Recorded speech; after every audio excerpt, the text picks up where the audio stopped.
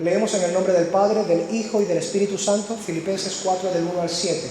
Así que, hermanos míos, amados y deseados, gozo y corona mía, estad así firmes en el Señor, amados.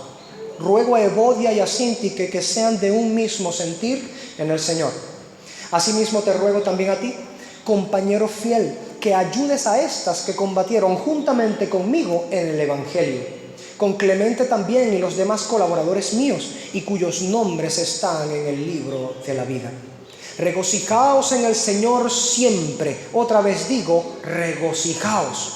Vuestra gentileza sea conocida de todos los hombres. El Señor está cerca.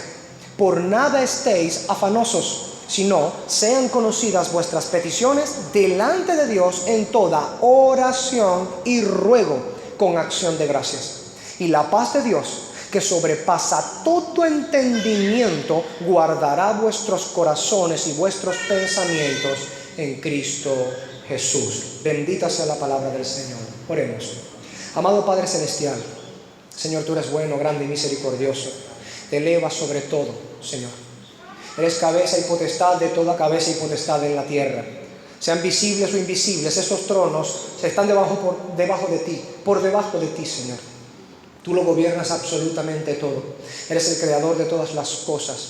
Eres el imperio que impera sobre todo imperio.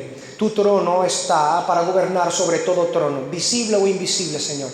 Sean gobernantes, presidentes, príncipes, jueces, jeques, líderes, toda forma de autoridad en el mundo, Señor, todas están debajo de ti.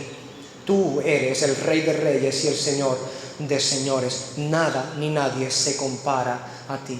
Por ello, Señor, venimos en humilde oración a presentarnos delante de tu presencia, a rogar un par de peticiones que son, Señor, habituales en nosotros en este momento.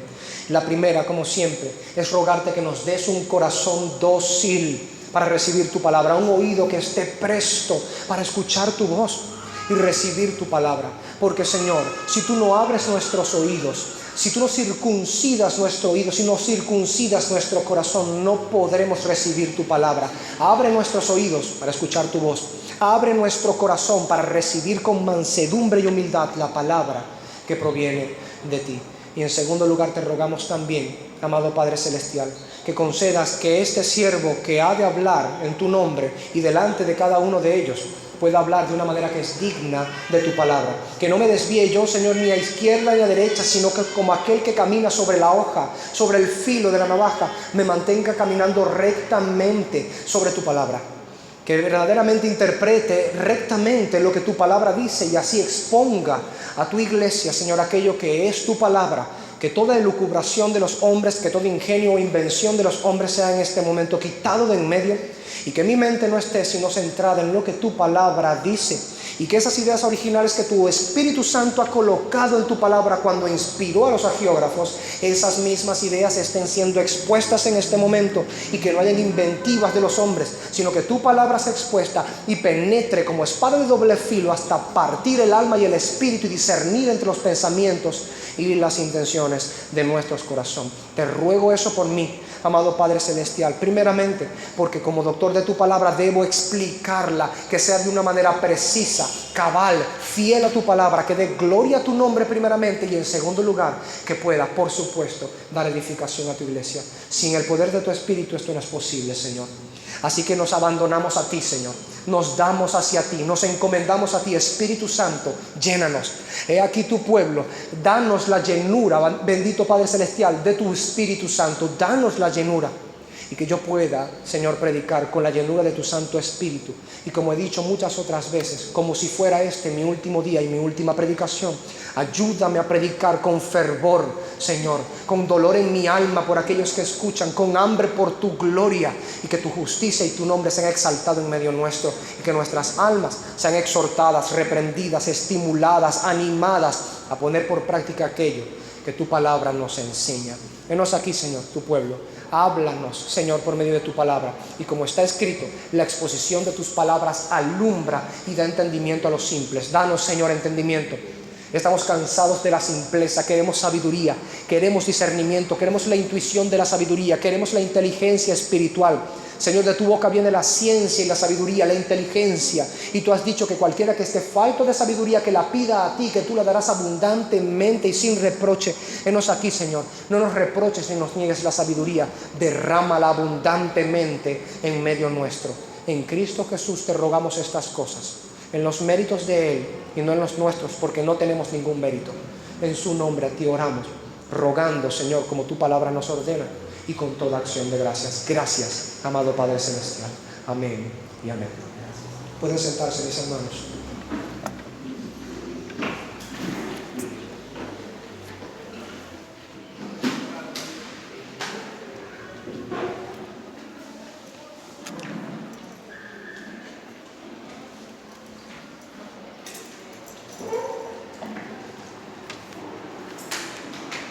A medida que la exposición de la carta de Pablo a los filipenses se va desarrollando,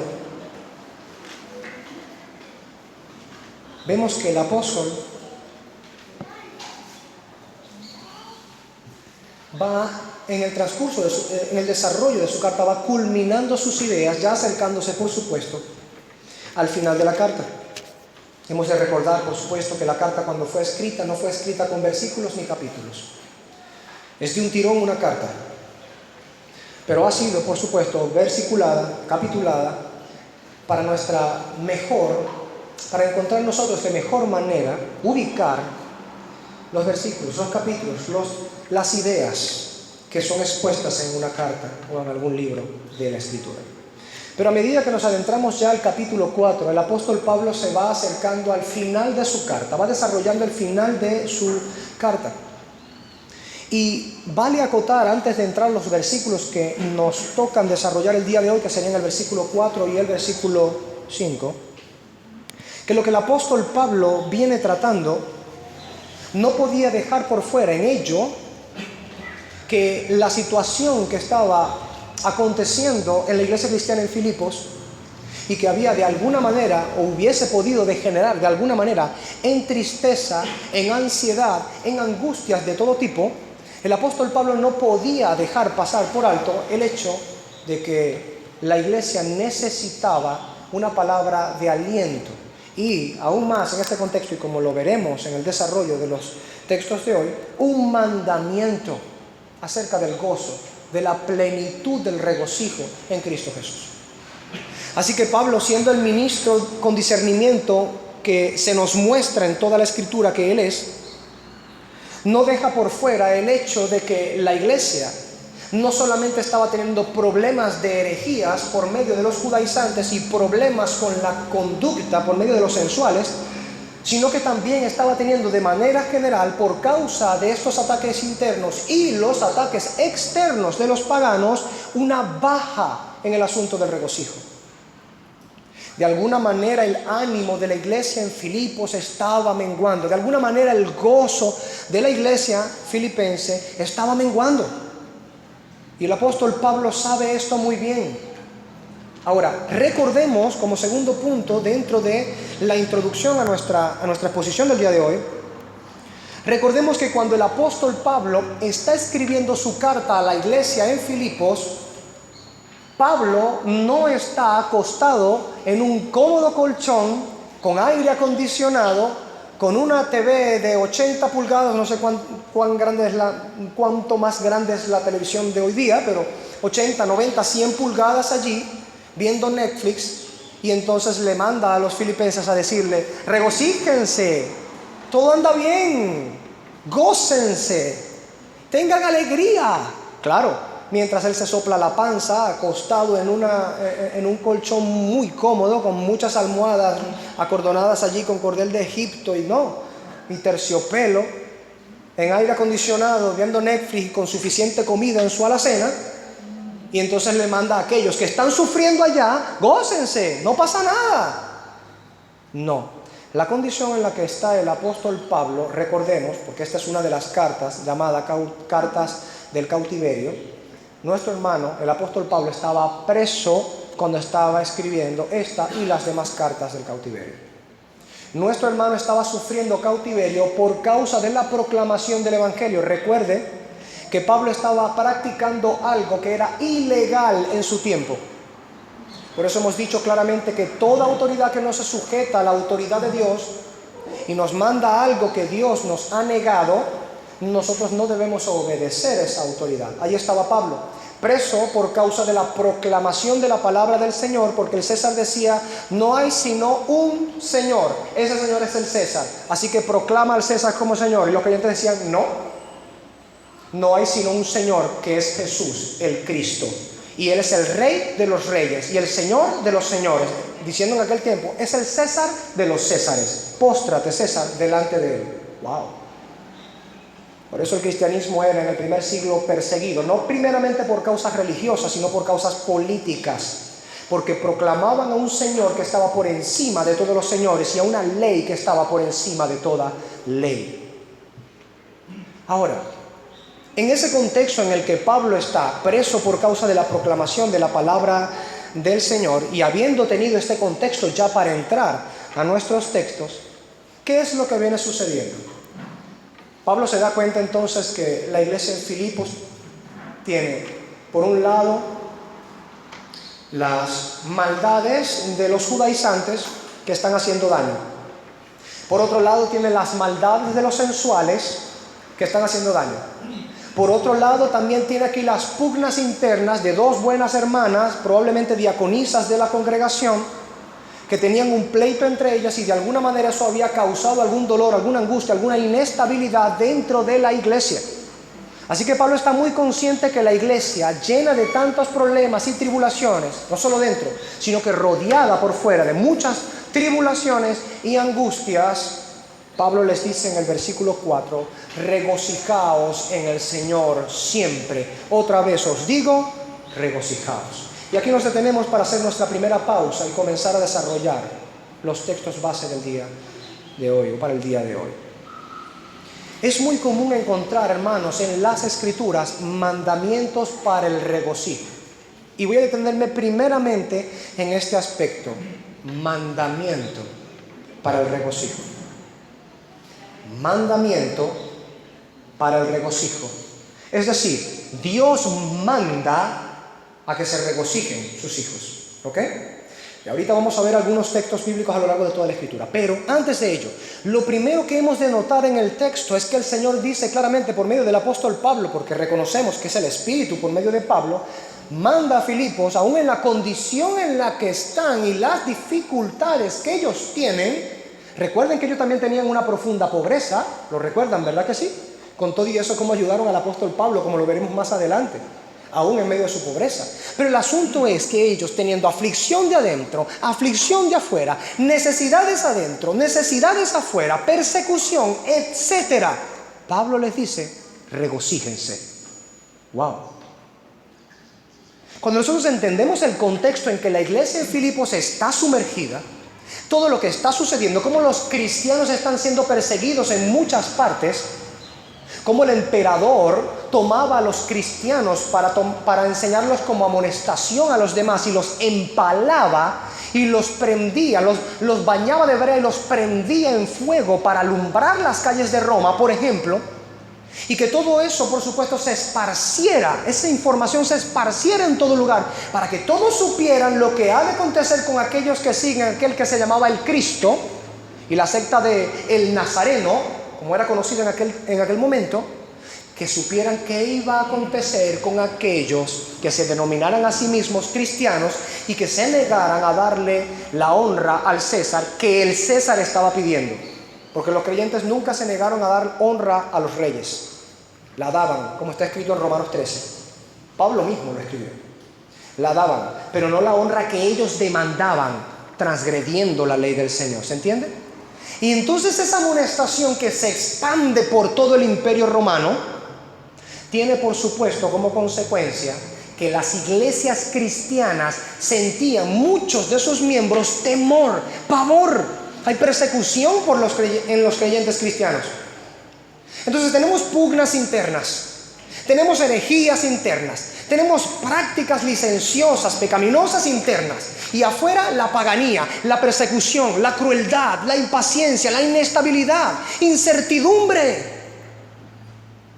La iglesia está no solo rodeada de incertidumbre, sino por dentro se está colando la incertidumbre también. ¿Qué ha de suceder con todo esto?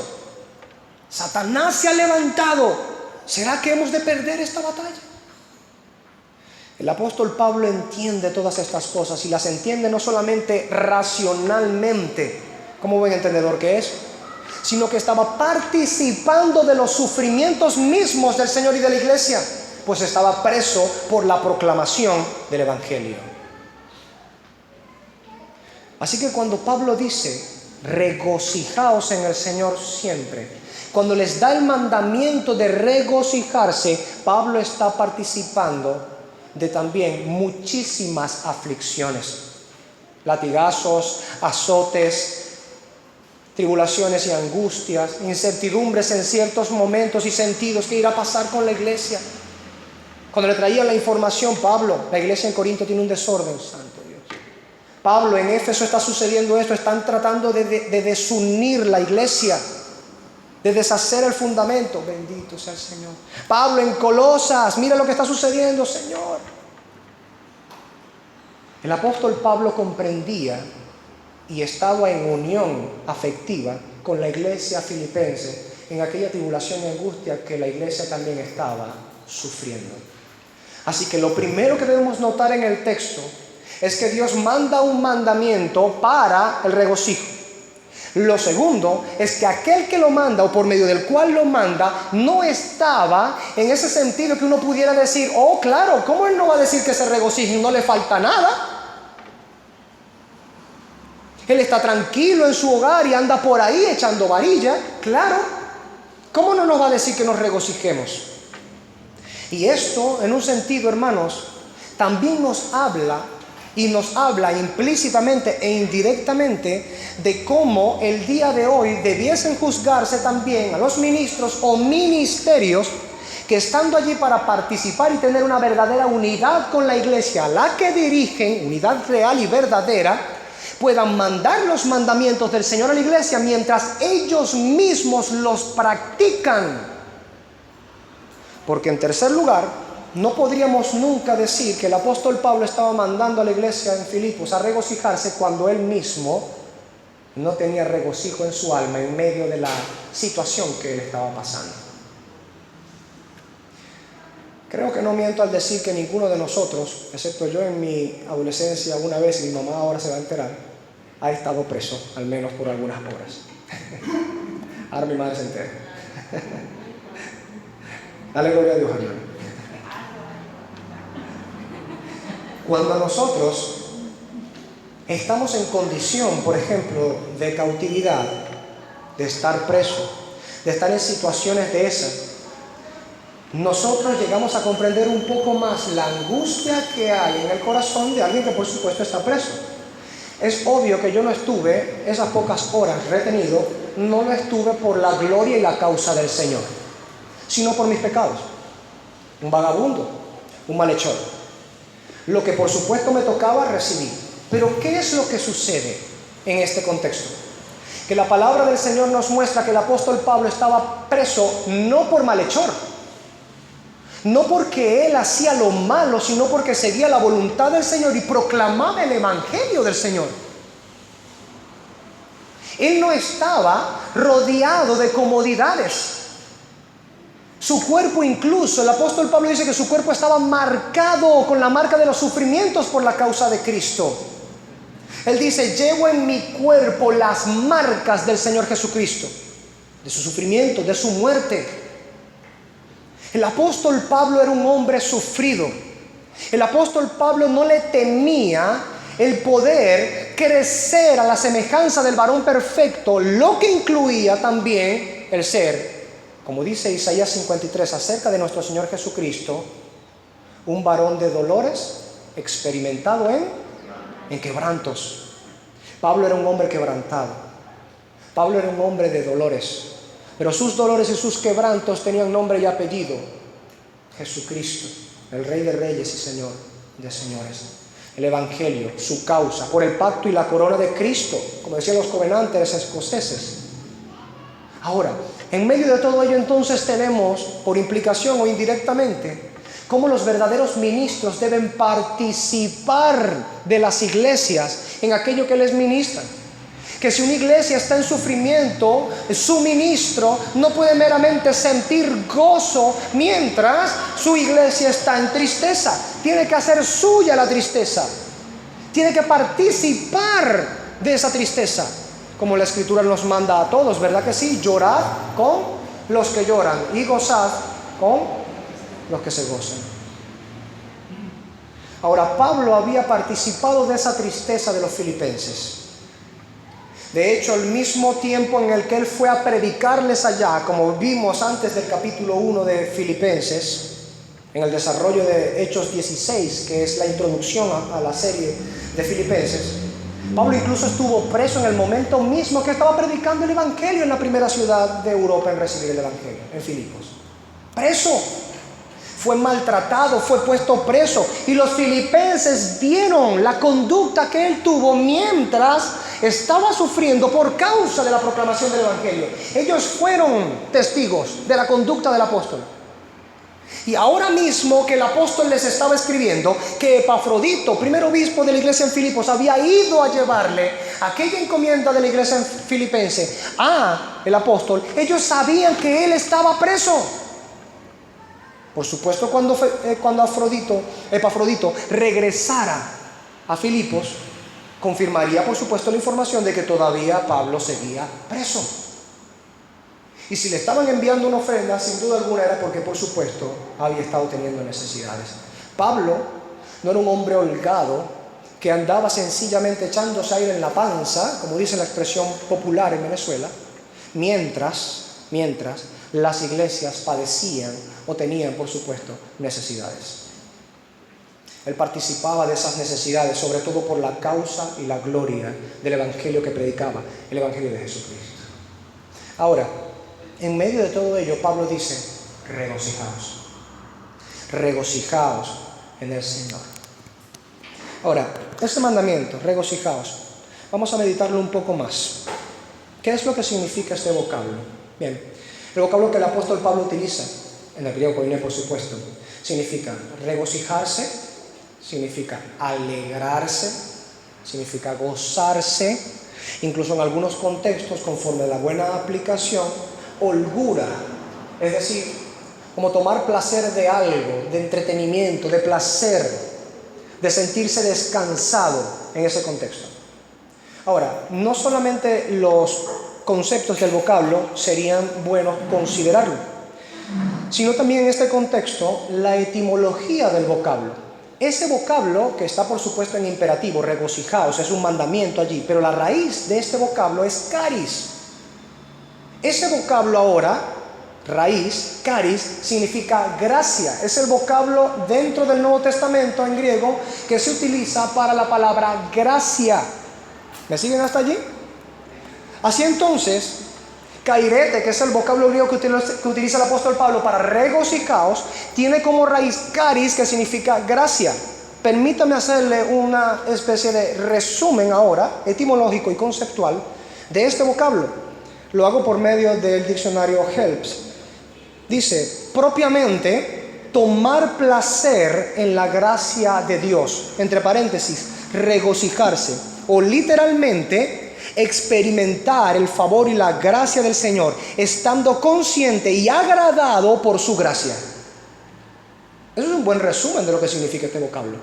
Y nos da una buena base para interpretar lo que Pablo, cuando le dijo a los creyentes filipenses, kairete, le estaba diciendo a ellos: tomen regocijo en la gracia y el favor del Señor. Eso es lo que trae, por supuesto, el significado de este vocablo, que nosotros lo vemos con un solo vocablo aquí, regocijaos, y que sigue siendo un mandamiento, y que regocijarse significa regocijarse. Pero para entender esta riqueza que contenía el vocablo kairete, necesitamos estas formas etimológicas. Tomar placer de la gracia del Señor, literalmente experimentar la gracia y el favor de Dios siendo conscientes y agradados por su gracia. Así entonces, con el mismo vocablo que el apóstol Pablo le está diciendo regocijaos, ya está colocando la base y el fundamento de ese regocijo. ¿Quién? ¿Quién es la base y el fundamento de ese regocijo? El Señor. La gracia del Señor. ¿Se dan cuenta? Eso es lo bueno de estudiar, por supuesto, la etimología de estos vocablos. Ahora, ¿qué es lo que tenemos aquí? Esto era una práctica del apóstol Pablo también. Allí mismo en Hechos 16, que estaba mencionando hace un rato, en el versículo 25, dice: como a medianoche Pablo y Silas oraban y cantaban himnos a Dios y los presos los escuchaban. ¿Qué era lo que estaba haciendo Pablo y los presos le escuchaban? Oraban y cantaban himnos al Señor. Pero si los presos los escuchaban, ¿dónde estaba él? Según el contexto, por supuesto, él estaba preso. Estaba preso en Filipos. Y ese testimonio sin duda alguna se habría regado por todas partes. Y los primeros creyentes en Filipos habrían sabido con ciencia cierta que aquel que les estaba predicando el Evangelio del Señor, cuando fue preso por predicarles el Evangelio del Señor, se regocijaba estando en la prisión y cantaba cánticos al Señor estando presos en esa condición. Y escuche y recuerde esto, como lo estuvimos predicando en las secciones pasadas. Pablo tenía la ciudadanía romana, con la que pudo haberse opuesto a eso desde un principio. Desde un principio decirle: epa, no pueden tocar a un ciudadano romano. Yo tengo ciudadanía romana. ¿Recuerdan? Pudo haberles dicho eso. Y la gente, como sabemos por el resto del capítulo 16, que después que lo iban a correr, fue que él les dijo: habiendo metido preso a un ciudadano romano y habiéndolo maltratado sin juicio, ahora pretenden así sacarme. No, vengan ustedes a sacarme. Y tuvieron temor. Pero Pablo utilizó eso y sufrió eso por una causa. Él quería poder plantar el Evangelio allí, y era una causa justa, gloriosa, honrosa delante del Señor. Así que lo soportó. Y no solo lo soportó, como aquel que cierra la boca y no dice nada, pero el corazón está encendido en ira, está completamente insatisfecho de la circunstancia, está peleado con Dios y con el mundo, pero él dice: no voy a decir nada porque así es más sabio. Ciertamente, aún los necios, cuando se callan, parecen sabios, pero la sabiduría no está necesariamente en cerrar la boca en este contexto, sino en que el corazón comprenda los caminos del Señor y se afiance en Él con total seguridad, confianza. Y que por lo tanto, no solo cerrar la boca en momentos como esos, sino abrirla para lo correcto. Cerrarla para lo incorrecto, abrirla para lo correcto. Pablo, preso, sufriendo, adolorido, abrió su boca para dar gloria y alabanza al Señor. Pablo no le estaba diciendo a los filipenses algo que él mismo no hubiese practicado. Pablo mandaba a los filipenses en su dificultad: regocíjense en el Señor, y él era un hombre que se regocijaba en el Señor.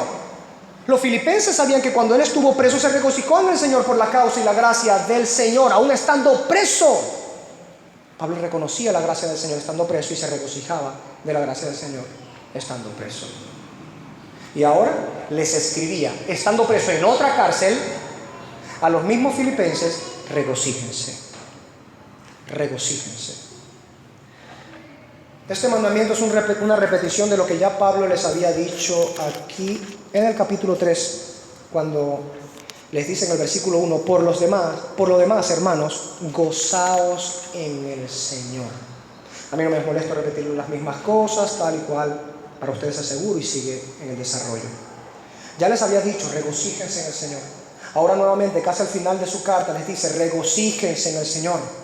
Y de eso, en el mismo texto, ya culminando ese mismo texto, dice: otra vez digo, regocijaos, y añade los signos de exclamación allí. Es decir, lo exclama: regocíjense. Y es un imperativo que no solamente tiene, por supuesto, el deber de ponerse por práctica, sino que al añadir el signo de exclamación, está diciendo: regocíjense. Y es en serio, regocíjense.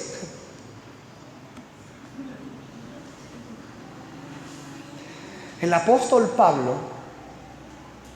como erudito de la palabra del Señor, sabía por cuál razón él podía estar regocijándose en el tiempo y dificultad que él tenía, y por cuál razón también la iglesia en Filipos debía regocijarse aún en medio de la circunstancia en la que estaban. Pudiera cualquiera decir, bueno, Pablo, es que no estás entendiendo. Tú estás bien, tú estás preso, pero tú no tienes las dificultades que nosotros estamos pasando aquí, ¿sabes? Tú estás allá preso, pero tú no entiendes lo que está pasando aquí. Aquí tenemos razones para angustiarnos. Como veremos, de hecho, más adelante y predicaremos en el versículo 6, cuando él dice, por nada estéis angustiados, afanosos, ansiosos. Ya veremos eso en su momento. Pero el apóstol Pablo estaba participando de los dolores y angustias de la iglesia de Filipos. Y cuando muchas veces quizás ellos estuvieron tranquilos, el apóstol Pablo estuvo en naufragios, en hambrunas, pasando frío, llevando palo. Una vez lo apedrearon, lo dieron por muerto, lo tiraron cual perro muerto a las afueras de la ciudad. Sí, eso dice la Escritura. Inconsciente, que ellos pensaron que estaba muerto, lo dejaron ahí, ya está listo, ya acabamos la escoria esa, y se fueron. Luego el Señor lo despertó, había quedado inconsciente, lo despertó, se limpió y se metió de nuevo en la ciudad a predicar. Ay, Pablo, yo quiero conocerte cuando llegue al reino de los cielos y darte un beso. Cómo te amo, Dios mío.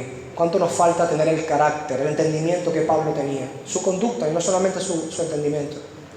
Pero volviendo al entendimiento, porque ya hemos visto el carácter de Pablo y la conducta de Pablo. Él no está mandando algo que él mismo no practica, él estaba practicando. Pero ¿cuál era el fundamento de Pablo para entender esto y practicarlo? Porque ciertamente decimos que él estaba dirigido por el Espíritu de Dios para ello, pero ¿cuál era la base de su fundamento racional? ¿Cuál era el fundamento? ¿Cuál es la base de su pensamiento y de su racionalidad al respecto? ¿Cuál era la base de su teología? Porque él puede mandar, teóricamente, que se regocijen en el Señor y al mismo tiempo puede practicar también regocijarse en el Señor. Bien, la razón es muy clara y muy sencilla, porque la Biblia lo manda. Porque las Escrituras así lo muestran. Y vamos a ir a algunos pasajes. Y antes de entrar en estos pasajes, vamos a ir buscando, por favor, Habacuc. Habacuc capítulo 3. Las mujeres me imagino que van a encontrar a Habacuc volando, ¿verdad que sí? Las mujeres miembros de esta congregación. ¿Por cuál razón? Porque se están aprendiendo los libros de la Biblia, qué bueno.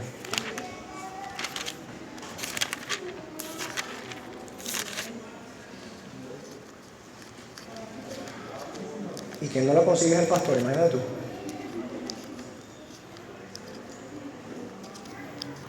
Aquí está. La Biblia como que no trae a Habacuc. Bien. Antes de leer el texto, vamos a Habacuc 3. Antes de leer el texto, una puntuación para desarrollar los versículos que vamos a encontrar. Voy a dar varios, por supuesto yo no puedo ser exhaustivo en ello, pero la idea quiero que quede clara con varios textos. ¿Cuál es el punto del apóstol Pablo y cuál es su fundamento? Es muy preciso. La única forma de que un creyente, a pesar de toda la tribulación y angustia que tenga por dentro o por fuera en su alrededor, la única forma y razón que debe tener un creyente y que solamente podrá tener un creyente para poder regocijarse de la manera correcta, honesta y verdaderamente regocijarse es que sea en el Señor, no fuera. El mismo vocablo regocijaos, como ya les di la explicación etimológica, conlleva la idea de tomar en cuenta la gracia del Señor, tomar placer en la gracia del Señor, ser conscientes de su favor y de su gracia y entonces estar regocijado, alegre, gozoso de la gracia del Señor. ¿Qué implica eso? Que cualquiera sea la circunstancia que esté aconteciendo, la gracia del Señor no se ha alejado de sus hijos. Y ese es el punto para Pablo. Pablo está tan consciente de que aún estando preso y con todo lo que le ha sucedido, la gracia del Señor no le ha abandonado, que él se regocija cuando está preso. Y entonces le dice a los filipenses, regocijaos en el Señor. Les dice, aquí está la pauta. Aquí está la razón por la cual pueden practicar un gozo genuino en medio de lo que les está aconteciendo. Regocijaos en el Señor, no fuera de Él. Si nosotros pudiéramos encontrar una expresión que más se repite en el apóstol Pablo, no sé, pero estaría, creo, ganando la expresión en el Señor. Casi en todas sus cartas, todo lo que el apóstol Pablo habla que de alguna manera repercute en provecho o en bendición para la iglesia o para su vida, siempre dice en el Señor. Fe en el Señor, esperanza en el Señor, salvación en el Señor, perdón en el Señor, redención y vida eterna en el Señor. Bien dijo Cristo, alejados de mí, nada podéis hacer. Así que en el Señor es una expresión que debería ser habitual en nosotros también. Vamos a leer, Habacuc capítulo 3, versículo 18 dice, vamos a leer desde el 17, para que cualquiera diga, no, es que Habacuc era millonario y quizá, ¿me entiende? Por eso dice eso. 17, Habacuc 3, aunque la higuera no florezca, ni en las vides haya frutos, aunque falte el producto del olivo, y los labrados no den mantenimiento, y las ovejas sean quitadas de la majada, y no haya vacas en los corrales, con todo yo me alegraré en Jehová y me gozaré en el Dios de mi salvación. Aleluya. El apóstol Pablo conoce este pasaje sin duda.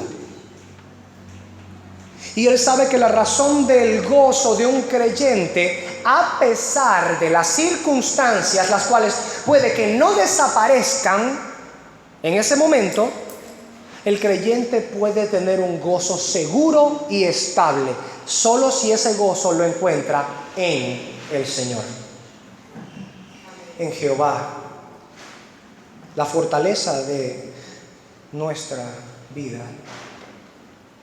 Y en Él está, por supuesto, nuestra esperanza. Vamos a ir a otro texto maravilloso, Isaías capítulo 61. Profeta Isaías, capítulo 6:1. Miren lo que dice en el versículo 10. En gran manera me gozaré en Jehová. Mi alma se alegrará en mi Dios, porque me vistió con vestiduras de salvación, me rodeó de manto de justicia, como a novio me atavió y como a novia adornada con sus joyas. Es decir, que así como las novias cuando se van a casar, por supuesto, y vaya que aquí en Occidente son meticulosos con eso, ¿no? Con todo lo que se van a rodear las novias antes de casarse, no solamente el vestido, ahí va que si el maquillaje, los zarcillos, el collar, el tocador, es que le llaman aquí el cosito, eso mismo, el velo, un montón de cosas, ¿cierto? Bien, no es igual que allá en Oriente, aunque tiene mucho que ver, pero el asunto es que así, o como un novio que se atavía, que se prepara para el casamiento, para la boda, ¿qué tenemos allí? Esa preparación con la cual se rodea, tan cuidadosa, esa la utiliza el profeta para tomar como analogía y decir, Él me ha rodeado con manto de justicia, así como un novio se prepara con cuidado y muy hermoso para presentarse ante la novia, o la novia que se prepara muy hermosa con todo detalle y todo para presentarse delante del novio. Ha sido rodeado el creyente con manto de justicia, con vestiduras de salvación. Dice el profeta, esa es la razón por la cual Él se goza con gran gozo. En gran manera me gozaré en Jehová. Mi alma se alegrará en mi Dios. ¿Cuál es la razón nuevamente? Mi Dios me ha salvado. Así entonces, volviendo al apóstol Pablo, vamos a volver a Filipenses, por favor. Filipenses capítulo 4. Así entonces encontramos que el apóstol Pablo tiene suficientes razones entonces para regocijarse. Aún en medio de la dificultad, aún en medio de la tristeza que pueda conllevar su condición naturalmente, o la condición de las iglesias por causa de las herejías o de las prácticas pecaminosas o las otras cosas que estaban llevando a cabo un desorden en Filipos, el apóstol Pablo tiene razones para gozarse. ¿Dónde están todas esas razones? En el Señor. ¿Y a dónde dirige a la iglesia filipense con respecto al gozo? A estar en el Señor. Ahora, volviendo a nuestro texto, versículo 4, capítulo 4. Regocijaos en el Señor. Vemos entonces, análisis para ir llegando a la mitad de este versículo. Regocijaos, mandamiento, ¿cierto? Y ya sabemos todo lo que eso implica. Pablo está participando de los sufrimientos y de todas las demás cosas. Él no está viendo Netflix acostado en aire acondicionado, en un colchón, muy cómodamente. Aún en medio del sufrimiento, él practica el regocijo. ¿Cómo? Segundo, regocijo en el Señor. Ese regocijo es posible para todo creyente, porque todo creyente puede recordar que el Señor lo ha rodeado de manto de salvación y lo ha vestido con vestiduras de salvación, manto de justicia y vestiduras de salvación. Por eso en gran manera podemos gozarnos en Jehová y alegrarnos nuestra alma en el Señor, como dice el profeta Isaías. Ahora, en tercer lugar, note, regocijaos en el Señor, ¿qué? Siempre. ¿Será que ahí dice casi siempre? Regocijaos en el Señor cuando estén de buenas. Ciertamente algunos parecen leer el texto de esa manera. O si no lo leen de esa manera, al menos parecen practicarlo de esa manera. Regocijaos en el Señor cuando llegue el bono. Regocijaos en el Señor cuando haya sardina en el freezer. Regocijaos en el Señor cuando no se haya acabado las lentejas. Regocijaos en el Señor cuando tenga para el pasaje y no tenga que caminar tan lejos o tan largo.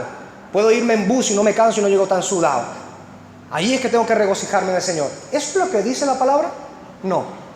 ¿Y qué le pasa a Pablo? Es que no sabe el siglo en el que él está escribiendo y a la gente que le está escribiendo, cristianos bajo un imperio que persigue el cristianismo. Y todas las necesidades que esa iglesia tiene, y las pobrezas y las aflicciones, las pugnas afuera y adentro, temores, todo, incertidumbre. Y él dice, regocijaos en el Señor siempre. ¿Por qué? ¿Qué le lleva a Pablo a pensar? Bien, primeramente no solamente su contexto bíblico le lleva a razonar de esa manera, es decir, su conocimiento bíblico le da base suficiente para afirmar lo que afirma, pero estamos seguros de esto también porque el Espíritu inspiró a Pablo, no habló por su propia voluntad. Si Pablo está diciendo regocijaos en el Señor siempre, aun a pesar de todo lo que esa iglesia estaba sucediendo, eso se extiende también entonces a nosotros, que nosotros debemos tener por mandamiento el regocijo del Señor siempre, aún a pesar de las cosas que estén aconteciendo en nuestra vida. Sí, Señor. Sí, Señor. No es poco usual en Pablo hacer esto. Por ejemplo, mire lo que dice en 1 Tesalonicenses 5, 16 al 18. Usted lo puede leer en su hogar, pero yo voy a escoger solamente esta frase. Estad siempre gozosos. Estad siempre gozosos. Un poquito más adelante, en el versículo 5 del capítulo 4 de Filipenses, vamos a estar viendo por qué el estar siempre gozoso es de alguna manera un incentivo para la gentileza, para el buen trato hacia las demás personas. Porque como dice la Escritura, cuando alguien está amargado, va a terminar pues sencillamente maltratando a la gente. Cuando alguien está profundamente triste, no solamente se le van a secar los huesos, sino que va a arrastrar a otros a esa profunda tristeza. Ahora, nuestro hermano, el apóstol Pablo, dice, 1 Tesalonicenses 5, 16 al 18, estad siempre gozosos. Mire lo que dice en 2 Corintios 6, 10. Dice, como entristecidos, mas siempre gozosos. Otra vez, como entristecidos, mas siempre gozosos. 2 Corintios 6, 10. Y Pablo no es el único, hermano, que tiene este pensamiento. De repente alguno todavía está diciendo, bueno, lo que pasa es que Pablo era un idealista utópico, valga la redundancia en algún sentido. Era por eso. Bien, hay idealismos que no son imprácticos o que no se pueden llevar a la práctica. Nosotros podemos saber que el ideal aquí que el apóstol Pablo nos presenta es que tengamos gozo en toda circunstancia, a pesar de la circunstancia.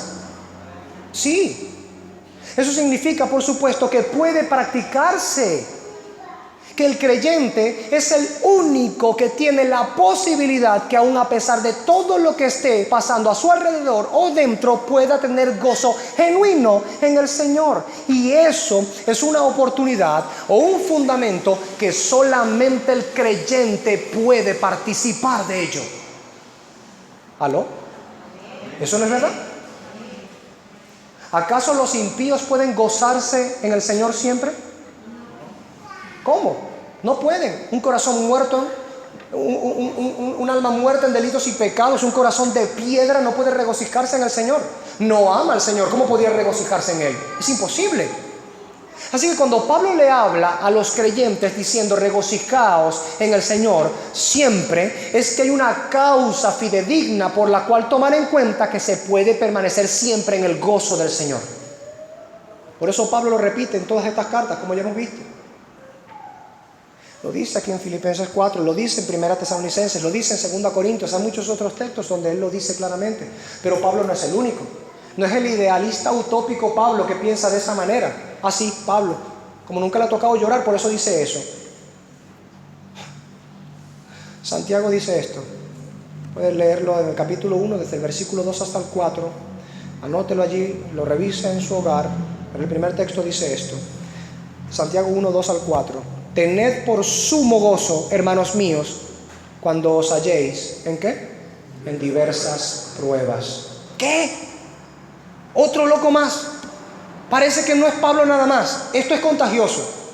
Santiago también habla acerca de tener gozo en medio de las dificultades y las adversidades. ¿Qué es lo que pasa aquí? Es que hay una razón por la cual la gente puede permanecer en gozo. Y digo la gente creyente. Porque la forma en la que puede permanecer el gozo es en el Señor, no fuera de Él. Así entonces, cuando un creyente es abatido por la angustia, cuando un creyente es abatido por la tristeza, es porque se ha salido, en un sentido análogo, del Señor. Si sus pensamientos están en el Señor, el gozo permanece siempre. ¿Significa que no vas a poder llorar? ¿Que no te va a doler si te cae la mesa en el pie? No. Significa, como está escrito, el gozo del Señor es mi fortaleza. Es decir, que a pesar de las dificultades, a pesar de que me cayó la mesa en el dedito chiquito del pie,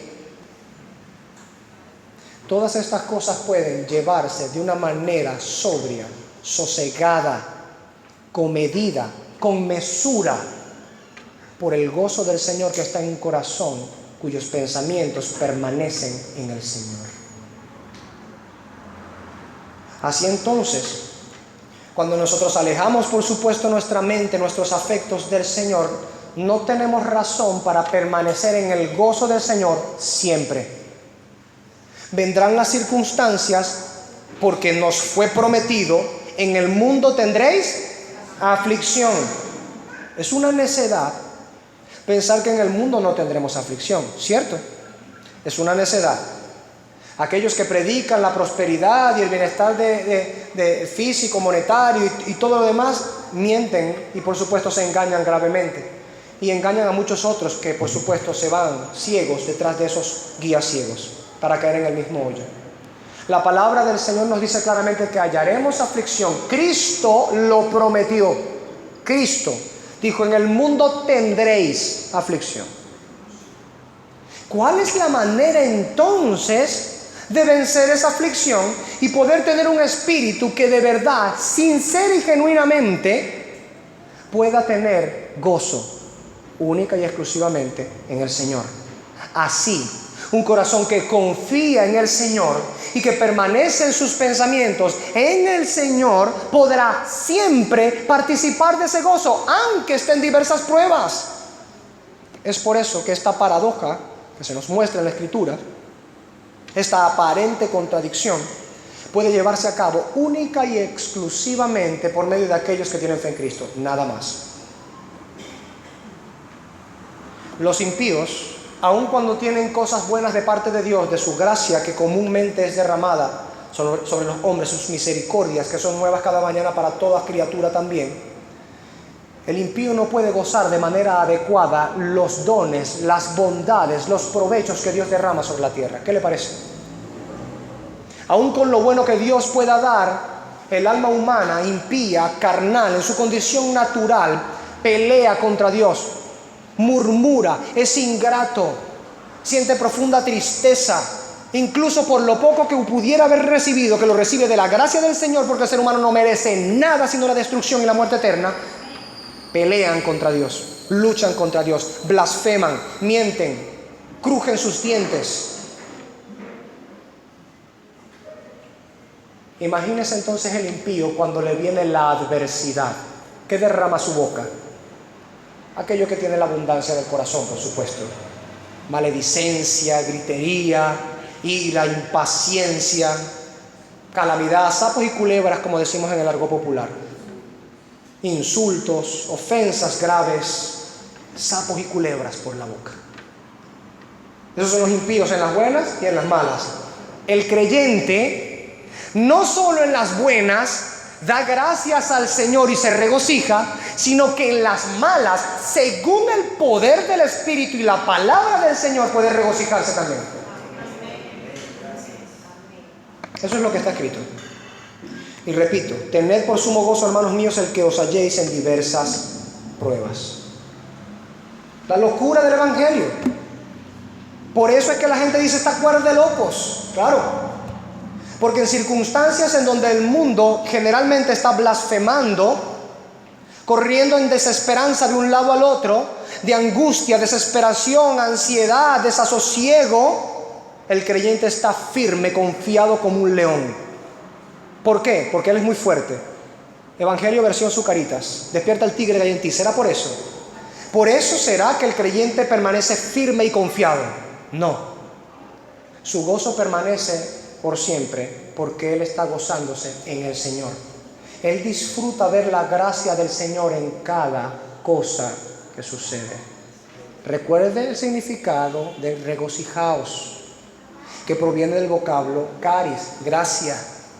Regocijaos entonces significa considerar y gozarse de la gracia y el favor que Dios nos ha dado.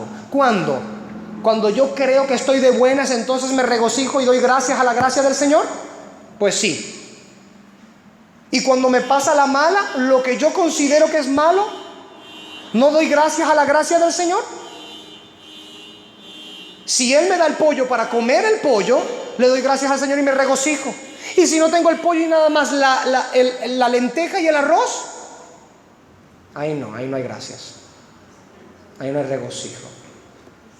Si abro la nevera y solamente me queda ahí el arroz y la lenteja, y con sal nada más de paso. El ajo está muy caro y la cebolla también, ¿no? Ahí estamos de malas. Ahí no hay nada que agradecer al Señor. Ahí no hay ninguna forma ni razón para regocijo. Ahí el mandamiento del Espíritu por medio del apóstol Pablo no tiene ninguna validez. No. Parece que Pablo solamente está mandando a regocijarse cuando tenemos abundancia. Ya veremos más adelante que no es así. Cuando Pablo dice claramente, todo lo puede en Cristo que me fortalece. Aprenderemos el contexto de ese texto. Sabremos lo que significa realmente ese texto. De que aquel creyente verdadero y genuino puede tener gozo real, sincero, verdadero en su corazón siempre. Tenga o no tenga alimentos, tenga o no tenga vivienda, tenga o no tenga dinero, tenga o no tenga holgura. Porque en el Señor sí puede permanecer el gozo. En el Señor, no fuera de Él, en el Señor. Miren lo que dice el apóstol Pedro para cerrar con este punto. Primera de Pedro capítulo 4 versículo 13. Primera de Pedro 4, 13. Dice: antes bien, en la medida en que compartís los padecimientos de Cristo, padecimiento, ahí está, regocijaos, para que también en la revelación de su gloria os regocijéis con gran alegría. Náguara. Note nada más en este texto cómo se dice claramente 3 veces en un mismo texto: regocijaos, regocijéis con gran alegría. Ya vaya, en medio de todo ello está allí el compartir los padecimientos. ¿Usted se da cuenta de ello? Se da cuenta que de verdad los evangélicos parecen locos, ¿verdad? Están compartiendo los padecimientos. Ya va, ¿y un padecimiento duele o no duele? Es decir, que la Escritura está negando que hay situaciones que duelen o que afligen el alma. ¿Acaso Dios niega que hay situaciones que aflijan y hacen padecer el alma de un creyente? No. Dios por medio de su palabra no niega que hay cosas que hay o que causan dolor y aflicción al alma. Ya hemos dicho que Cristo mismo dice y asegura: en el mundo tendréis aflicción. Y estamos en el mundo, la tendremos. sea dentro de Cristo o fuera de Cristo, tendremos aflicción. Aquí el asunto no es si vamos o no vamos a sufrir. El asunto es por causa de quién vamos a sufrir. Ya está. Porque los impíos sufrirán y los creyentes también. Hay que escoger un bando en esta guerra. O sufrimos por nuestros pecados y nuestra maldad, o sufrimos por la causa de Cristo. Una tiene desesperanza, desasosiego, intranquilidad y falta de todo provecho y bien eterno y muchas veces temporal también. Y la otra tiene esperanza, tiene sosiego, tiene calma, tiene quietud y un gozo que puede permanecer siempre, si el creyente, por supuesto, siempre tiene su corazón en el Señor. Regocijaos, regocijéis con gran alegría. ¡Wow! Si no fuera porque el Espíritu Santo lo inspiró, yo diría que este hombre no sabe escribir. ¿Cómo redunda, verdad? Hay una razón por la cual el Espíritu Santo redunda por medio de Pedro. Porque no solamente es un mandamiento que nos regocijemos, sino que es un mandamiento que lo mantengamos siempre en obediencia.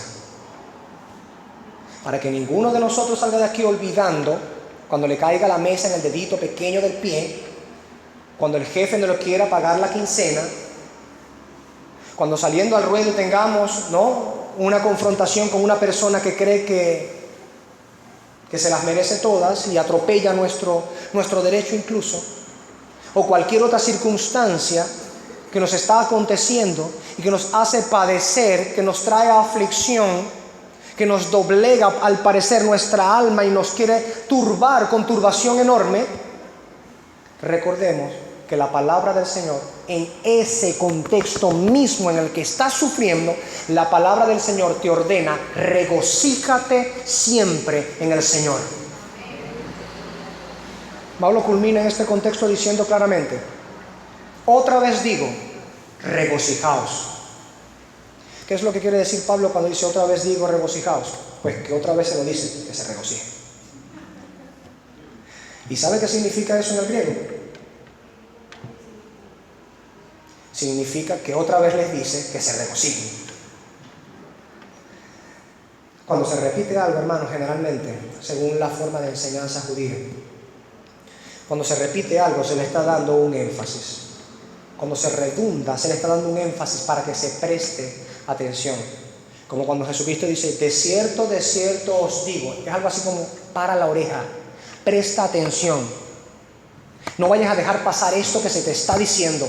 Pon tu corazón en ello y ve detrás de estas palabras. Bien, así está haciendo el apóstol Pablo aquí.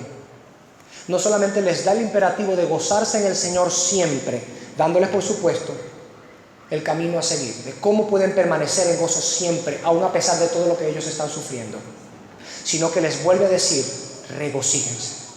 Les insiste, como les dijo en el capítulo 3, versículo 1: amados, regocíjense en el Señor. A mí no me es molesto escribirle las mismas cosas y para vosotros es seguro. Ahí está, otra vez repitiéndole lo mismo. ¿Por qué? Porque para ellos es seguro insistirles que recuerden lo que Dios manda. Así entonces, en nuestro momento y en nuestro contexto, también es bueno repetir lo que el Señor manda. Hermano que me escuchas hoy, escucha: de cierto te digo, regocíjate siempre en el Señor.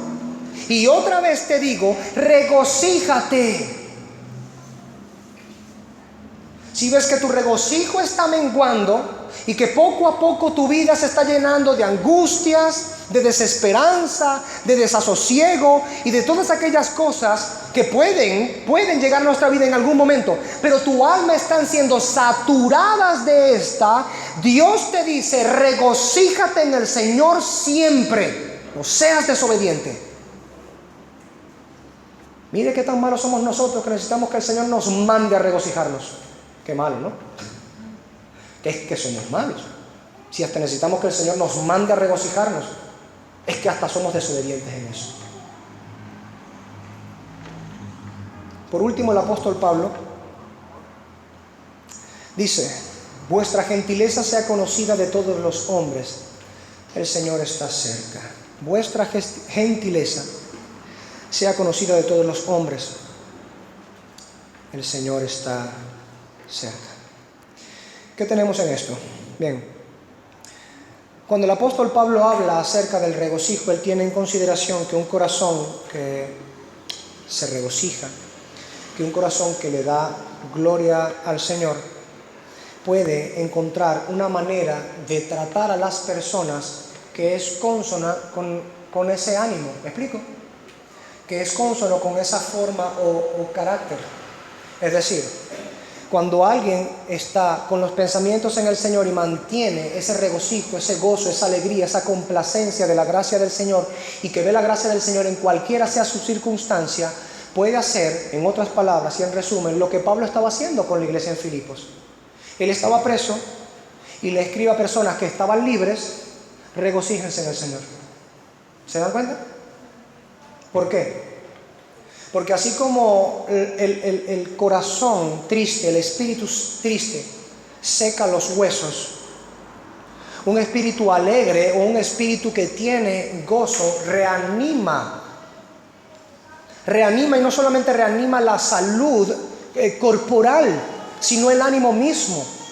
Nuestra disposición a afrontar las cosas cambia cuando tenemos el gozo del Señor en nuestro corazón. ¿Acaso no nos ha sucedido alguna vez, hermano, que cuando estamos amargados por alguna u otra circunstancia? No voy a mentir usted de que nunca se ha amargado. Todos en algún momento y en alguna circunstancia nos hemos amargado, porque es que somos malos. Y tenemos más bien faltas para poder obedecer el mandamiento de regocijarnos en el Señor y permanecer en ese gozo. Nos tienta el corazón, somos atraídos y seducidos a la amargura, ¿o no es verdad? Somos atraídos y seducidos. Me dicen algo que no me gustó y siento el deseo de explotar y de hasta justificar mi explotación. En fin, la hipocresía. Atraídos y seducidos por nuestra propia concupiscencia. Pero la palabra del Señor nos muestra otro camino. La palabra del Señor nos muestra que quien está regocijándose en el Señor siempre, su ánimo hará que, por supuesto, sea conocida ante los hombres su gentileza. ¿No le ha pasado alguna vez que de repente usted le va a preguntar algo a un hermano y el hermano le respondió ahí con una patada, con una cosa toda, y usted dice: ¿qué le pasó al hermano? O si son las hermanitas, ¿será que le vino la regla? ¿Será que están esos días? Él respondió así. ¿Por qué te ríes, María? El Señor te reprenda. ¿Qué es lo que sucede cuando nuestro ánimo está cargado de amargura, de ansiedad, de una angustia que traslada nuestros pensamientos hacia lo pecaminoso, que nos angustiamos pecaminosamente? ¿Qué es lo que sucede con nuestro ánimo? Decae. Nuestro ánimo decae. ¿Y qué es lo que sucede con nuestra conducta cuando nuestro espíritu está ansioso, angustiado, amargado, indignado? ¿Qué es lo que sucede con nuestra conducta? Cambia. Cualquiera que haya sufrido amargura, ansiedad, angustia pecaminosa en este contexto puede dar fe de que cuando trata de llevar una conversación con una persona, le obstina hablar con la persona, no quiere. Entonces la persona que tiene el corazón o el ánimo de esta manera no lleva a cabo la voluntad del Señor en su conducta. Mírenlo con esta forma de expresión de Santiago también.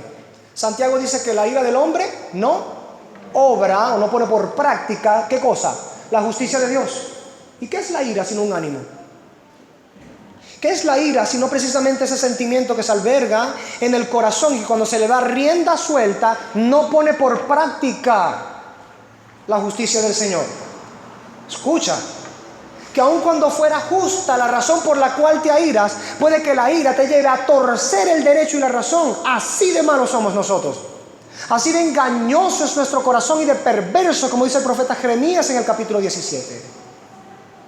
Es perverso, es engañoso, pero nosotros solemos ser tentados, atraídos y seducidos de nuestra propia concupiscencia y le damos rienda suelta. ¿Cuál es la cura? ¿Cuál es la cura para la profunda tristeza, para la angustia pecaminosa, para el afán, para la ansiedad? ¿Cuál es la cura? Un gozo perenne en el Señor. Un gozo profundo, siempre en el Señor. ¿Y eso qué va a dar como resultado? Una conducta gentil hacia afuera. Porque una persona que está ansiosa, llena de angustia, que trasciende hacia lo pecaminoso, su conducta nunca va a poner por práctica la conducta gentil que se nos demanda en el Señor. Por eso, el apóstol Pablo, después del mandamiento y el énfasis del mandamiento de regocijarse en el Señor, es cuando dice: vuestra gentileza sea conocida por todos los hombres. En el comentario exegético y explicativo de toda la Biblia, en el segundo tomo, el de Roberto Jamieson, Fawcett y Brown, 3 teólogos y pastores reformados, acerca de este mismo texto, ellos dicen esto, que cuando un ánimo está rodeado del gozo en el Señor, se eleva por encima de la tristeza y de las faltas incluso que alguien pudiera cometernos a nosotros, y pasa del rigorismo contra los otros, pasa a tener la misma caridad que Dios ha tenido con él. Esto es lo hermoso de tener un corazón que permanece en el gozo del Señor, que nos lleva a ver la vida de tan distinta manera que cuando incluso faltan o pecan contra nosotros, ¿qué ocurre? No vamos a contestar o a responder o a reaccionar con el sentimiento de angustia, de impiedad que tengamos en el momento, sino que como tenemos un corazón cargado del gozo del Señor y recordamos cuán caritativamente Dios ha tratado con nosotros en nuestro pecado, ¿qué vamos a hacer con las personas que faltan contra nosotros?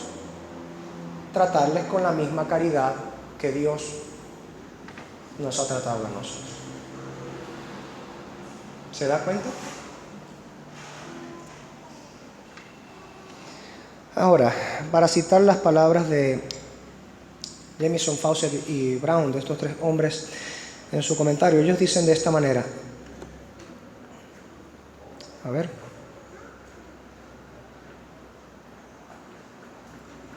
Se me fue aquí. Aquí está.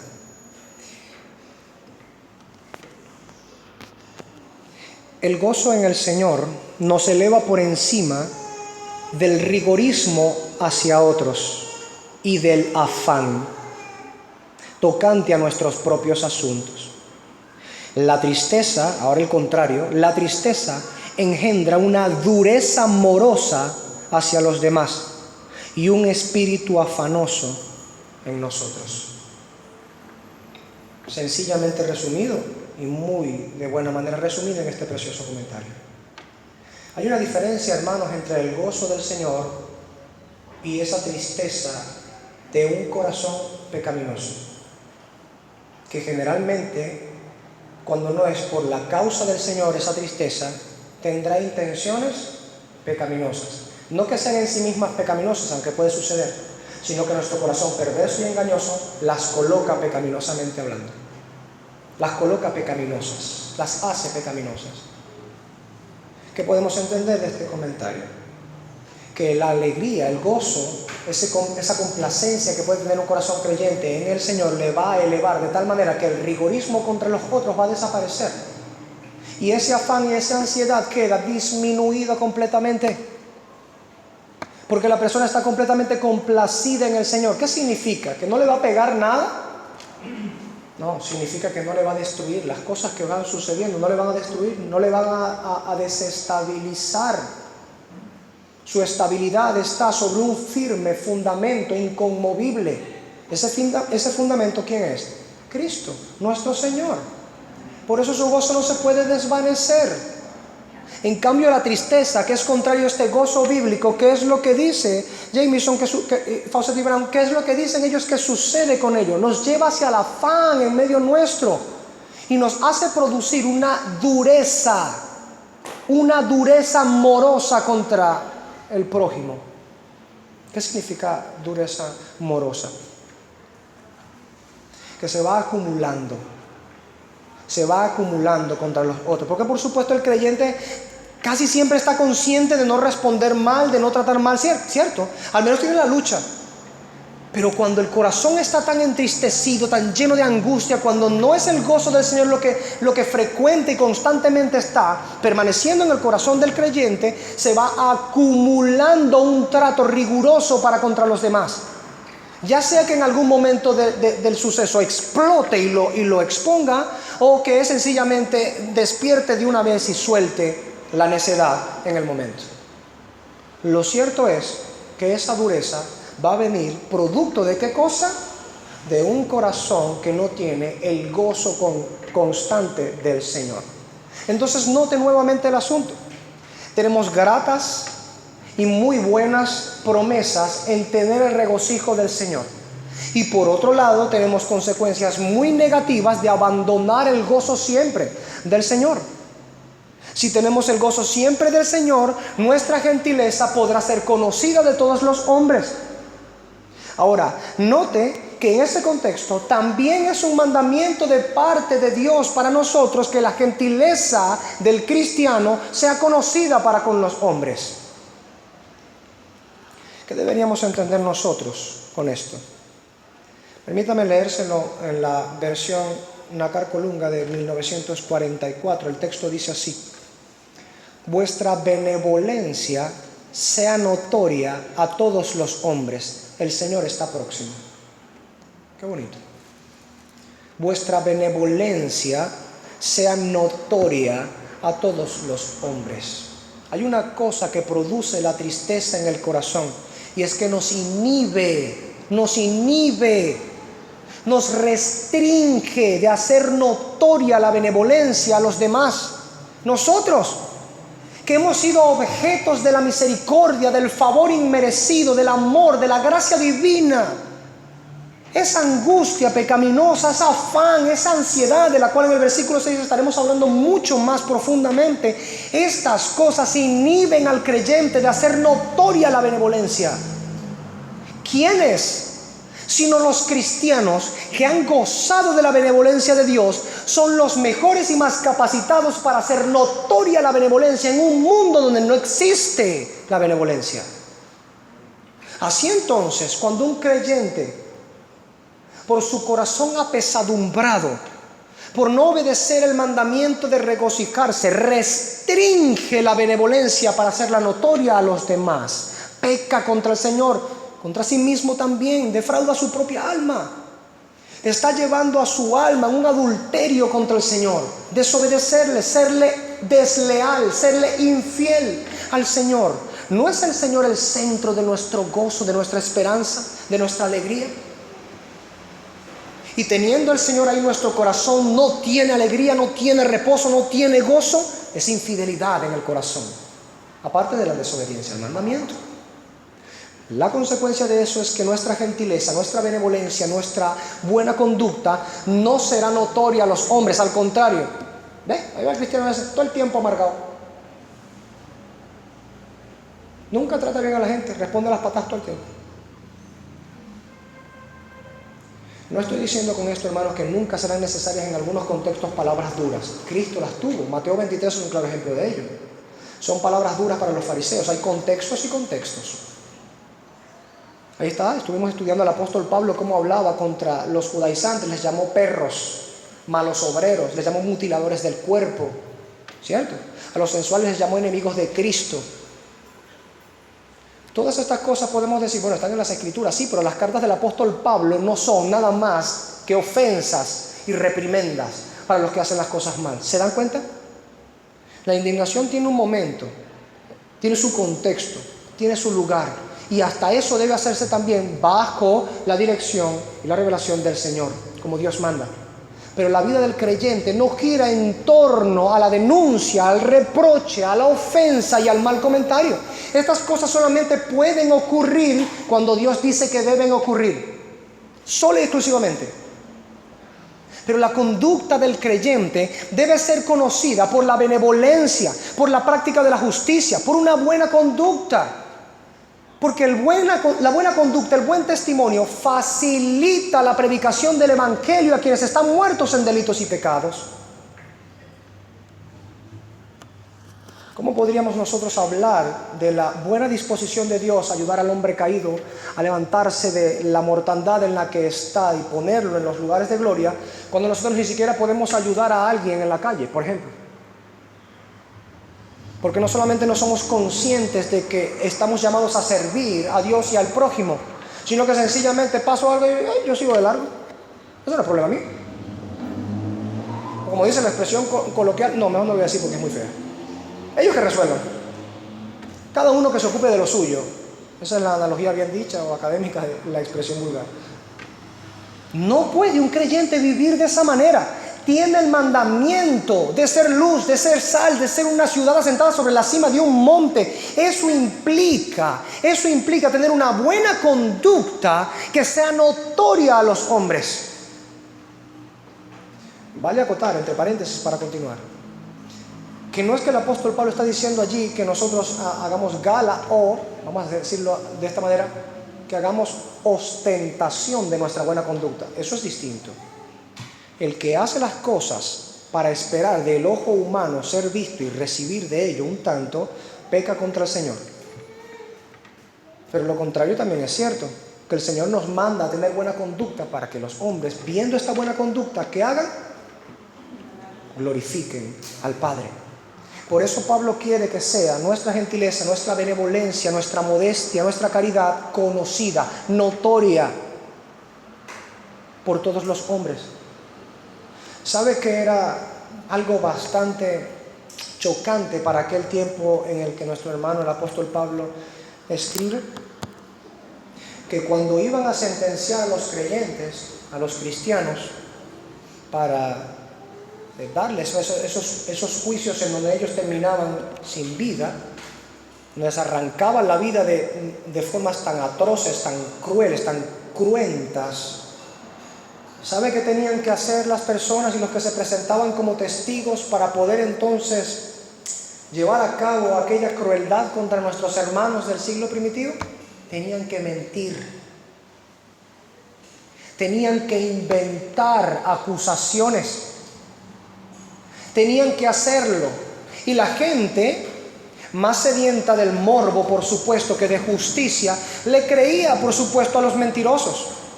Pero muchos sabían, en lo adentro de su corazón, sabían que ninguno de esos hombres practicaban las cosas falsas de las cuales les acusaban. Les acusaban de maldad y ellos procuraban la bondad. Les acusaban de injustos y ellos procuraban la justicia. Cuando los paganos desechaban a sus propios hijos, los creyentes los adoptaban y les daban un lugar en la familia. Todas esas maldades de que se les acusaba en el pasado para ellos poder tomar con opresión y violencia la vida de nuestros creyentes eran mentiras. ¿Y qué significa eso y por qué debería importarnos? Pues debería importarnos mucho, porque significa que el creyente desde un principio, entendiendo el evangelio del Señor, había hecho notoria su benignidad, su benevolencia, su gentileza entre los hombres. De tal suerte que si iban a ser muertos, atropellados, desollados vivos, echados a las fieras, quemados o lo que sea, iba a ser bajo pretextos y mentiras. Porque ninguno podía acusar a ciencia cierta a los creyentes, no podían. Su conducta era intachable. Si ellos tenían que perder la vida por no mentir, decían la verdad. Y cuando se les decía, ahí está el que te hizo mal, voy y le doy comida. ¿Tiene hambre? Le doy comida.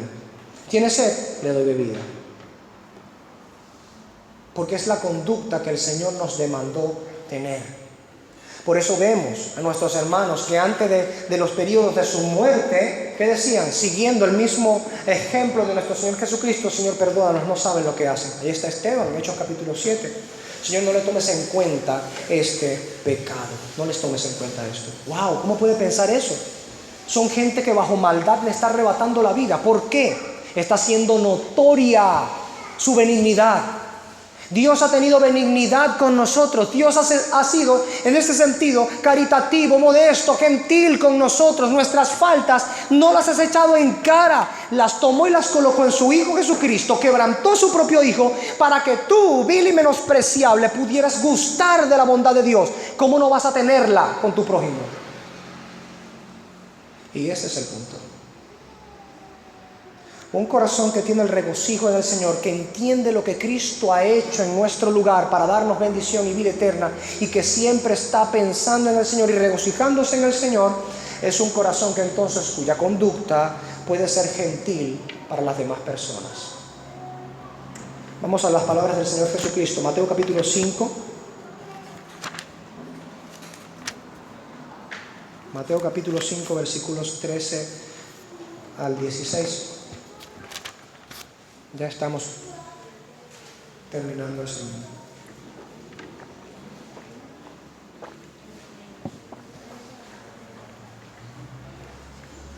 Vosotros sois la sal de la tierra, pero si la sal se desvaneciere, ¿con qué será salada? No sirve más para nada, sino para ser echada fuera y hollada, es decir, pisoteada, machacada con los pies por los hombres. Vosotros sois la luz del mundo. Una ciudad asentada sobre un monte no se puede esconder, ni se enciende una luz y se pone debajo de un almud, sino sobre el candelero y alumbra a todos los que están en casa. Así alumbre vuestra luz delante de los hombres, para que vean vuestras buenas obras y glorifiquen a vuestro Padre que está en los cielos. Entendemos por medio de ello que es una total y crasa contradicción que un creyente, alguien que profesa tener fe en el Evangelio de este Señor Jesucristo que habla aquí, tenga una conducta que está disasociada con esto. Que por un lado tiene una profesión de fe que dice una cosa, y por otro lado un divorcio. Por otro lado están los hechos que no acompañan lo que está diciendo. Habla de la bondad del Señor mientras Él no es bondadoso con los demás. Habla de la caridad del Señor cuando Él es caritativo con los demás. Habla de la misericordia del Señor cuando le falta la misericordia para con los demás. Habla de la generosidad del Señor cuando Él no es generoso para con los demás. Eso es una disasociación en la mente. Está disasociado. Lo que el Señor unió, que no lo separe el hombre. Si bien lo dijo en el contexto del matrimonio, pudiéramos análogamente decir, Dios ha casado la profesión de fe con la práctica de la fe. Que no separe el hombre lo que Dios unió. Profesamos y practicamos lo que profesamos. Por ello, si verdaderamente somos consistentes en la práctica de nuestra religión, será conocida entonces de todos los hombres la benignidad con la que Dios nos ha tratado a nosotros. De esta manera, podríamos nosotros entonces dar luz a quienes están en tinieblas y ser sal para una sociedad que se viene en continua descomposición. Ser, de alguna manera, esa ciudad asentada sobre la cima de un monte que sirve de referencia a aquellos que moran en el valle, que puedan ver hacia arriba y decir, ¡wow! Allá quiero llegar, quiero vivir allí, quiero esa norma elevada de vida, quiero ese testimonio, quiero participar de ello. Y así dirigirles con nuestra propia conducta también, no solo con nuestras palabras, a nuestro Señor y a su Evangelio. Fíjense, el apóstol Pablo en ello, vamos a volver a Filipenses 4, en Filipenses 2, 15, 16, el apóstol Pablo había dicho algo semejante en este contexto. Mire lo que dice, ya lo hemos estudiado, él dice, para que seáis irreprensibles y sencillos, hijos de Dios sin mancha en medio de una generación maligna y perversa, en medio de la cual resplandecéis como luminares en el mundo, asidos de la palabra de vida, para que en el día de Cristo yo pueda gloriarme de que no he corrido en vano, ni que en vano he trabajado. Volvemos a Filipenses 4. ¿Qué está hablando el apóstol Pablo? Tanto en Filipenses 2, como en Filipenses 4, como las palabras de Cristo en Mateo 5. ¿Qué está hablando? Una vida armoniosa con el Evangelio. Así de sencillo, hermano. Una vida armoniosa con el Evangelio. Debe haber armonía entre lo que profesamos creer y aquello que practicamos. Si usted practica la longanimidad de Dios, tendrá un más firme fundamento, un mejor fundamento para poder entonces predicarle a otros acerca de esa longanimidad que Dios tuvo contigo. Si practicas la paciencia, será mucho más fácil hablarle a los demás de la paciencia que Dios ha tenido contigo. Si practicas el amor, la misericordia y todas aquellas cosas que la misma Escritura incluso denomina el fruto del Espíritu, entonces podrás hablarle, por supuesto, a los demás de una mejor manera acerca de todas estas cosas y cómo Dios las ha tratado contigo en tu corazón. Porque qué horrible es hablarle acerca del gozo del Señor a una persona cuando yo no tengo ese gozo. Qué horrible es hablarle de la estabilidad que cualquier alma puede encontrar en Dios a pesar de cualquier circunstancia en el mundo y que yo no practique esa estabilidad espiritual. ¿Triste? No digo solamente triste, es miserable. Que sea notorio es el mandamiento. Que nuestra conducta buena, llena de justicia, de benignidad, tratando a cada cual como corresponde, en el amor del Señor, en la misericordia del Señor, procurando siempre el bien como Dios lo hizo con nosotros, a pesar de nosotros, así nosotros hacerlo con el prójimo, a pesar del prójimo incluso. Te dirá, pastor, pero es que usted no sabe cómo es mi esposa. Usted no sabe cómo es mi esposo. Pastor, usted no sabe cómo es mi hermano, cómo es mi hermana. Pastor, usted no sabe cómo es mi papá, cómo es mi mamá. Que nuestra gentileza sea conocida por todos los hombres. Por último, hay una razón por la cual nuestra gentileza debe ser conocida de todos los hombres. Pablo dice claramente, el Señor está cerca. Hay algo que se repite en las Escrituras una y otra vez al lado de tener una buena conducta y que sea nuestra vida de ejemplo para los demás. Siempre se está repitiendo, al menos la mayoría de las veces, constantemente, una buena vida o una buena conducta, un buen testimonio y el Señor está cerca. ¿Por qué?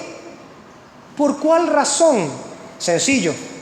Porque cualquier persona que vive consciente de que el Señor puede llegar en cualquier momento a recoger a su iglesia, ¿qué hace con su vida? Se purifica a sí mismo. Se santifica a sí mismo. Así que vive cada área de su vida consciente de que Cristo ha de venir. A esa mención de una vida bíblica se le une el regreso del Señor. Vamos a ver brevemente 3 ejemplos. 2 en las bocas de 2 apóstoles y 1 en la boca de nuestro Señor. Vamos a ir a Hebreos. Hebreos 10. Y con estos 3 textos culminamos todo el sermón. No solo todos los textos, sino todo el sermón.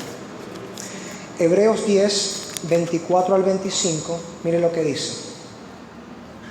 Considerémonos unos a otros para estimularnos al amor y a las buenas obras. Ahí está la buena conducta, ¿no? No dejando de congregarnos como algunos tienen por costumbre, sino exhortándonos, y tanto más cuanto veis que aquel día se acerca. El día del Señor está cerca, hermano. El día del Señor está cerca. Algunas mentes carnales, burlescas, dicen, sí, tan cerca, tiene 2000 años viniendo. Nuestro Señor no retarda su promesa como algunos tienen esta por tardanza, sino que da tiempo para que se arrepientan los impíos y no vayan a sufrir eternamente, porque no son 2000 años lo que un impío va a sufrir en el infierno. Allí los que se burlan al llegar, que se burlan de 2000 años tiene viniendo, cuando llegue, después que pasen de 2000 años en el infierno, cuando hayan pasado 2000 años en el infierno, un equivalente, la eternidad no es temporal, dirán, cuánta misericordia tuvo Dios. O al menos deberían, pero como la palabra del Señor dice que van a crujir sus dientes, esos van a seguir blasfemando incluso en el infierno. Pero lo que vemos aquí claramente en el texto vemos una buena conciencia y una buena conducta puesta en práctica. ¿Por qué? Porque el Señor está cerca. Pablo dice, la gentileza nuestra, nuestra benignidad, nuestra gracia con la que hemos sido tratados de parte del Señor, la bondad con la que Dios nos ha tratado a nosotros, sea conocida, sea notoria, se haga patente, se haga palpable con todos los hombres, porque el Señor está cerca.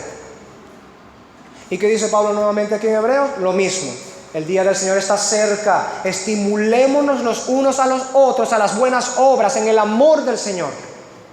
¿Qué dice el apóstol Pedro? Segundo pasaje. Primera de Pedro, capítulo 4. Lo leímos ahorita, pero vamos a leerlo con otro texto más. Primera de Pedro 4, 7 y 8. Mire esto. Ahora usted pudiera seguir hasta el versículo 10, que sigue hablando acerca del servicio a los santos y todo lo demás, pero 7 y 8 dicen: mas el fin de todas las cosas se acerca. Sed pues sobrios y velad en oración, y ante todo tened en vosotros ferviente amor, porque el amor cubrirá multitud de pecados. Hay una conducta que es armoniosa, consona con el evangelio que creemos. Esa buena conducta se demanda que seamos nosotros estables, firmes en mantenerla. ¿Por qué? El Señor está cerca, el fin de las cosas se acerca, el día en que el Señor ha de juzgar este sistema de cosas se acerca. Vive para ese día.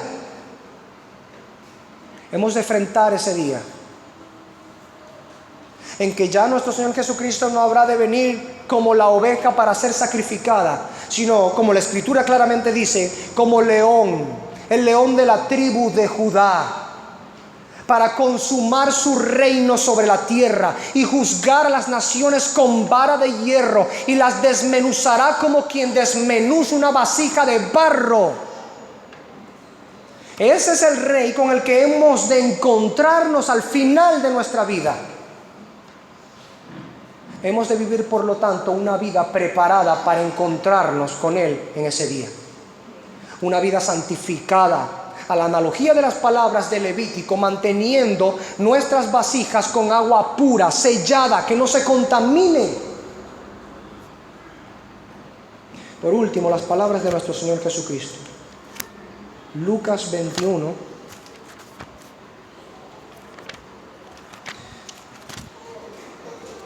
Versículo 34. Dice Lucas 21:34. Mirad también por vosotros mismos. Mirad significa pongan el ojo, vigilen, estén pendientes. Mirad también por vosotros mismos, que vuestros corazones, porque es desde allí donde comienza todo pecado, que vuestros corazones no se carguen de glotonería y embriaguez y de los afanes de esta vida, y venga de repente sobre vosotros aquel día. Y venga de repente sobre vosotros aquel día. Hermanos, el llamado del Espíritu a su iglesia en este tiempo es el mismo que en este contexto. Hermano, mira bien que tu corazón no sea cargado de embriaguez, glotonería, maledicencia, de ansiedad, de afán, y no sea que el día llegue de repente y estés tú cargado en tu corazón de estas cosas. Que en vez de estar tu corazón colocado en el Señor, reposado en el Señor, repósate, alma mía, en el Señor. De estar agradecido con el Señor y vivir dando gloria y honra al Señor y vivir en el regocijo del Señor siempre. Venga de repente sobre nosotros aquel día y nosotros tengamos un corazón cargado por los afanes de esta vida, como dice el Señor Jesucristo.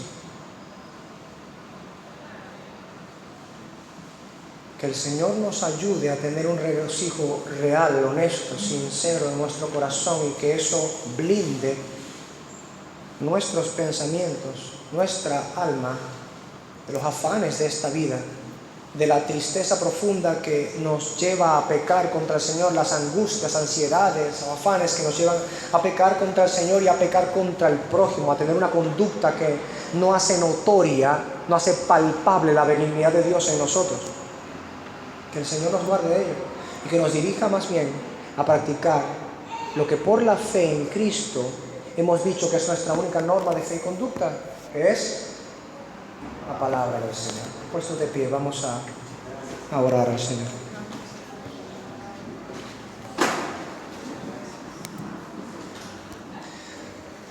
Amado Padre Celestial, bendito Dios, grande, bueno, misericordioso eres tú. Si tu palabra nos reprende, es para nuestro bien. Si nos estimula, es para nuestro bien. Si nos anima, es para nuestro bien. Si nos exhorta, es para nuestro bien. Todo lo que has escrito es, en segundo lugar, para nuestro bien. Pero sobre todas las cosas y en primer lugar, es para tu gloria. Pues para esto nosotros hemos sido creados. Este es el fin principal del hombre. Bendito Dios. darte gloria a ti y gozar de ti para siempre. Este es el fin principal de todo hombre sobre la faz de la tierra. ¿Cuánto más deberíamos nosotros, tus hijos, ser conscientes de esto y practicarlo, Señor?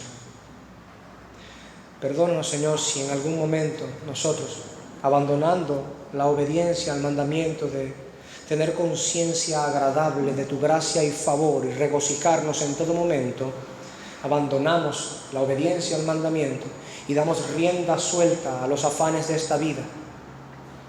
Perdónanos, Señor, porque ciertamente por nada debemos estar afanosos ni angustiados, porque podemos estar siempre gozosos en tu Hijo. Entendemos, Señor, que en el mundo tendremos aflicción, que tristezas irán y vendrán, pero ahora sabemos por tu bendita y santa palabra que nosotros, tus hijos, tenemos una bendición que ninguno sobre la tierra puede recibir si no es por medio de tu Hijo Jesucristo, tu unigénito, tu amado, tu predilecto.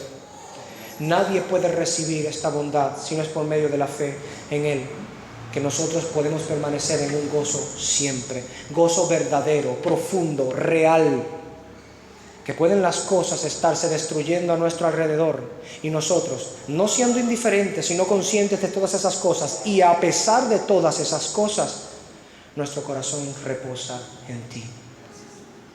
Bendito Dios, ayúdanos a tener esa clase de regocijo, no un regocijo pecaminoso, negligente o apático, claro que no, Señor, un regocijo entendido de tu gracia y favor, que nos lleva a ser, por supuesto, diligentes en las cosas que debemos hacer, pero confiados, reposados en que en tus manos están nuestros tiempos y que todo suceso que se desarrolla sobre la faz de la tierra, tu providencia lo gobierna.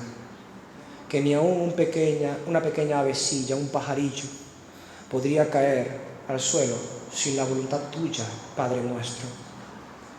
Que no nos falte entonces la fe, que no nos falte la confianza en ti, para poder regocijarnos siempre en ti, para que nuestros pensamientos siempre sean aquello que tú nos has dado y nos has mandado a pensar, para que entonces no decaiga nuestro ánimo, para que entonces nuestro ánimo y nuestra conducta en un mundo atestado de tinieblas, de maldad, de terrores, de angustias, de afanes, de ansiedades, plagado de ansiolíticos y estas cosas en donde están buscando su estabilidad, que nosotros podamos reflejar por medio de nuestra conducta la benignidad con la cual tú nos has tratado, el gozo al cual tú nos has venido a estar, a aprovechar, a gustar, a participar.